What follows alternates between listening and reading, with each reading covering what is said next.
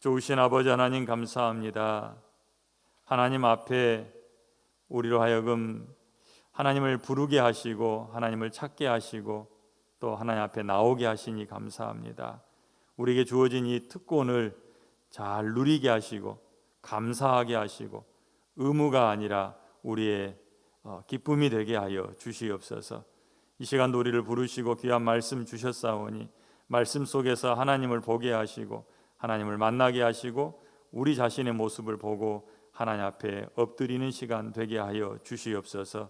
성령 하나님의 조명하심이 없이는 하나도 깨달을 수 없사오니 이 시간 기도합니다. 성령께서 우리의 생각과 우리의 감정과 우리의 의지를 주장하여 주시옵소서. 말씀하여 주시옵소서. 예수님 이름으로 기도합니다. 아멘. 오늘 함께 읽은 출애굽기 32장 말씀 속에서 하나님께서 우리에게 주시는 말씀이 보이는 은혜가 있기를 바랍니다. 예수 믿는다라고 말할 때 여러분은 예수 믿는 것을 어떻게 이해하고 계십니까? 예수 믿는 것이 뭐예요? 라고 누군가가 여러분을 찾아와 묻는다면 그래, 예수 믿는다는 것은 이거야 라고 말해줄 수 있는 게 무엇입니까? 예수 믿는다는 것은 교회 다니는 거야 이렇게 말할 수 있을까요? 예수 믿는 사람은 교회 다닙니다. 그러나 교회 나가는 것이 예수 믿는 것은 아닙니다. 예수 믿는 것의 진짜 의미는 무엇인지 생각해야 합니다. 추상적으로만 생각하고 그냥 교회만 왔다 갔다 하면 죽어서 하나님 앞에 설 수 있을까? 장담할 수 없습니다. 여러분은 예수 믿는 것이 무엇이라고 생각하고 예수를 믿고 계십니까? 예수 믿는 것은 주인이 바뀌는 것입니다.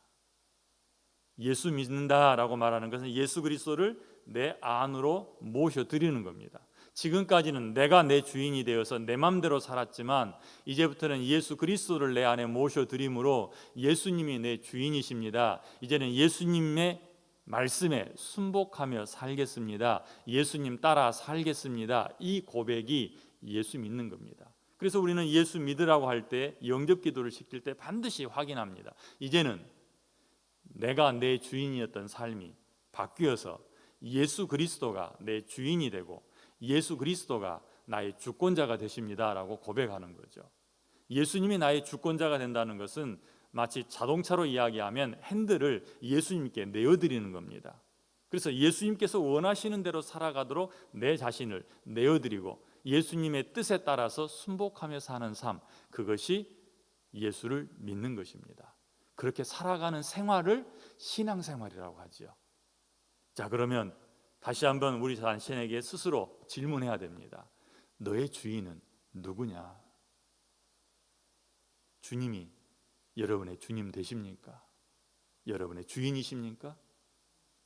오늘 출애굽기 32장에 나와 있는 이 말씀은 새 주인으로 하나님을 모시고 언약을 세운 백성들이 자기의 본색을 드러내는 것을 보여줍니다.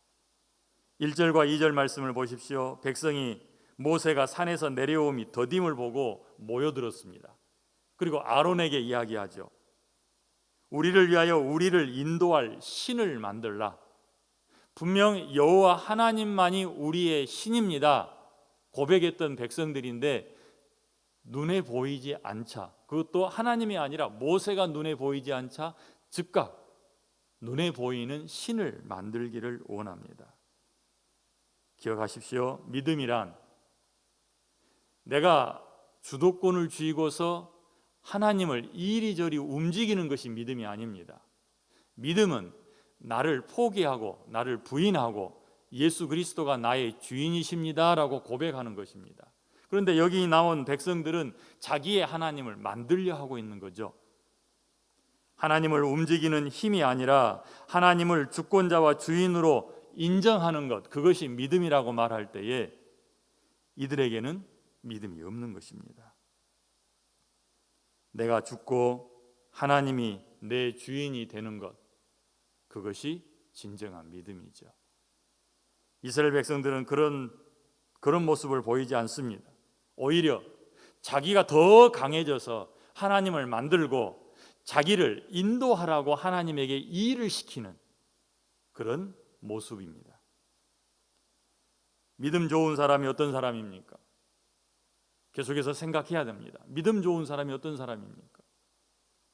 하나님을 마음대로 움직이는 사람이 믿음 좋은 사람입니까? 내가 기도해서 하나님이 내가 원하는 것을 행하고 내가 하나님을 이리저리 가십시오라고 말할 때 하나님 움직이는 것, 그게 믿음 좋은 것입니까? 오늘 말씀을 들으면서 꼭 이 문제에 대해서 한번 짚어볼 수 있기를 바랍니다. 이스라엘 백성들은 눈에 보이는 하나님을 만들어서 자기들을 인도하도록 일을 시키고 싶어 했습니다. 그래서 만들어낸 것이 무엇입니까? 금송아지입니다. 자신들이 이집트 생활을, 노예 생활을 할 때에 늘 보았던 이집트의 신을 만들었습니다. 그리고 그 신에다가 붙이기는 너희를 인도할 신이다, 너희의 구원자다, 너희의 여호와다, 그렇게 말을 하죠. 그들이 만들어낸 하나님을 한번 보십시오. 하나님은 형상이 없음에도 불구하고 그들이 만들어낸 하나님은 그들이 보았던 우상입니다. 그런데 똑같이 하나님이라고 부르고 여호와라고 부르고, 아론도 내일은 여호와의 절일이다 이렇게 표현을 합니다. 4절에 보십시오. 4절에 이렇게 말을 하죠. 아론이 그들의 손에서 금고리를 받아 부어서 조각칼로 새겨 송아지 형상을 만드니 그들이 말하되 이스라엘아 이는 너희를 애굽 땅에서 인도하여 낸 너희의 신이로다 하는지라. 너희의 신이다, 여호와다라고 말하는 겁니다. 자, 그들이 입에서 나오는 것은 여호와입니다. 그리고 그들이 지키는 것은 무엇입니까? 여호와의 절일입니다. 그들이 하는 것은 단을 쌓고 예배합니다. 그런데 예배하는 모습도 똑같아요. 6절에 보니까 이튿날 그들이 일찍 일어나 번제를 드리고 화목제를 드리고 그리고 백성이 앉아서 먹고 마시며 일어나 뛰놀더라. 하나님께 예배하는 행위와 똑같습니다. 그렇다면 그들이 하는 그 일이 신앙생활일까요? 하나님을 섬기는 일일까요? 하나님께서 기뻐 받으시는 예배일까요? 하나님의 이름을 부르고 하나님께 예배하고 하나님의 절일이라고 지켜가는 그 일들이 하나님과는 무관한 겁니다. 왜냐하면 우리가 처음 다루었던 문제처럼 출발이 하나님에게서 출발되어진 게 아니라 자기에게서 출발되어진 겁니다. 자신의 목적을 이루기 위해서 지금 어디로 가야 할지 알 수 없어서 자기들을 인도해 낼 신을 만든 겁니다. 그런데 거기에다가 자기들이 알고 있는 두 가지가 합성된 거죠. 하나는 애굽에서 봤던 형상입니다. 애굽 사람들이 섬기는 송아지 형상을 가져다가 만들었고, 또 하나는 자기들을 진짜 애굽에서 이끌어내신 여호와의 이름을 빌려서 거기다 붙여놓은 겁니다. 애굽의 신과 여호와의 이름이 합성되어서 지금 여기 보이는 금송아지가 나온 겁니다. 그게 그들의 신앙입니다. 바른 신앙이라고 말할 수 없겠지요. 예배해도 하나님이 기뻐 받으시지 않는 예배가 있고, 여호와의 절일을 지켜도 하나님이 싫어하시는 게 있고, 하나님이라는 이름을 불러도 고개 아니 눈길조차 주지 않는 이름이 있습니다. 여러분이 부르는 이름, 여러분이 드리는 예배, 우리가 지키는 이 신앙생활의 모습, 하나님과 상관없이 내가 만들어낸 것일 수 있다는 말씀입니다. 이런 이스라엘 백성들을 보면서 모세는 어떤 행동을 취합니까? 모세는 그들을 붙잡고 기도합니다. 11절에 여호와 하나님으로부터 이 소식을 들었던 모세가 그냥 그 자리에 꿇어 엎드려서 기도하죠. 사실 산 아래서 여호와의 이름을 부르는 사람들을 모세가 산 위에서 무엇을 하는지 모르고 있습니다. 자기들은 금송아지를 향해서 우리를 인도하여 낼 신이다라고 고백하고 그 신에게 예배를 하고 있습니다. 그런데 실상은 아무것도 아니죠. 우상숭배일 뿐이고 하나님의 진노의 대상이죠. 그런데 자신들이 보지 않는 상황, 자신들이 볼 수 없는 상황입니다. 산 위에서 일어나는 일은 무엇입니까? 제대로 알고 있는 모세는 하나님 앞에 엎드려서 그들을 위해 중보하며 기도하고 있습니다. 밑에서 아무 일이 일어나지 않는 이유는 위에서 모세가 기도하고 있기 때문이죠. 백성들 입장에서 보면 우리는 성공했다, 우리는 하나님이 생겼다, 우리를 인도할 신이다라고 기뻐할 수 있습니다. 그런데 그 일은 하나님의 진노를 받을 만하죠. 그리고 그들이 아직 죽지 않는 것은, 그렇게 우상 숭배를 하면서도 죽지 않는 것은 모세의 중보 기도 때문이란 것입니다. 모세의 기도를 한번 보시죠. 그는 어떤 기도를 하고 있습니까? 굉장히 중요한 게 거기에 있습니다. 하나는 약속에 근거해서 모세가 기도하고 있다는 겁니다. 하나님, 아브라함과 이삭과 이스라엘을 기억하십시오. 그들에게 약속하셨던 그 약속을 기억하십시오.